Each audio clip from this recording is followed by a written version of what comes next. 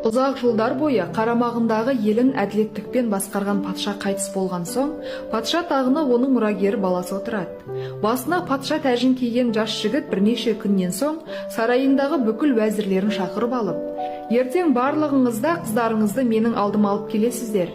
Мен алдыма келген қыздарға ойымда жүрген 3 сұрағымды қоямын. Кімде-кім менің қойған сұрақтарыма дұрыс жауап берсе, мен сол қызды өзіме өмірлік жар етіп аламын дейді. Патшаның аузына шыққан жарлығы екі болмайды. Ертеңіне әдемі киінген вәзірлердің қыздары патша сарайына түгел жиналады. Көркемдігі бірінен бірі өтетін, қаздай тізіліп тұрған сұлу қыздардың алдына келіп, беттеріне ойлана қараған жас әмірші: менің сіздерге қояр 3 сұрағым мынадай. Машриқ пен мағриптің арасы қанша? Жер мен көктің арасы қанша? Өтірік пен шындықтың арасы қанша? 3 күннің ішінде менің осы сұрақтарыма дұрыс жауап берген қызды мен өзіме некелеп аламын деп жарлық шашады.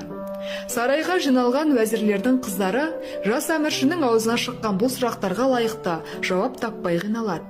Қыздарына жәрдем бермек болған вәзірлердің өздері де патшаның сұрауларын шеше алмай тығырыққа тіреледі. Вәзірлер мен қыздарының ақылды патшаның қойған сұрақтарына жауап бере алмай қиналып жатқаны туралы хабар ел ішіне желдей есіп кетеді. Бұл хабар сол жақын маңайда қой бағатын шопанның қызының құлағына тигенде, ойпырмай, көп жылдардан бері сарайдағы патшаның ақылшысы болып жүрген вәзірлердің мұна оп-оңай сұрақтардың жауабын білмегені қалай? Мұның өзі естіген құлаққа ұят-ау. Қой, ендеше өзім барып, осы сұрақтардың жауабын айтайын деп, патша сарайына бет алады. Патша өзінің дұрыс шешімін таппай жатқан сұрақтарына жауап беруге бір шопанның қызы келіп тұрғанын естігенде қуанып кетеді. Есік алдындағы күзетшілер жауап беруге келген қызды кідіртпестен патшаның алдына алып барады. Қаршадай қызды көргенде жиналғандар аң-таң боп, сарай ішінде шыбынның ызыңы естілердей тыныштық орнай қалады. Келген қыз не айтар екен дегендей барлығы оған ықыласпен құлақ түреді.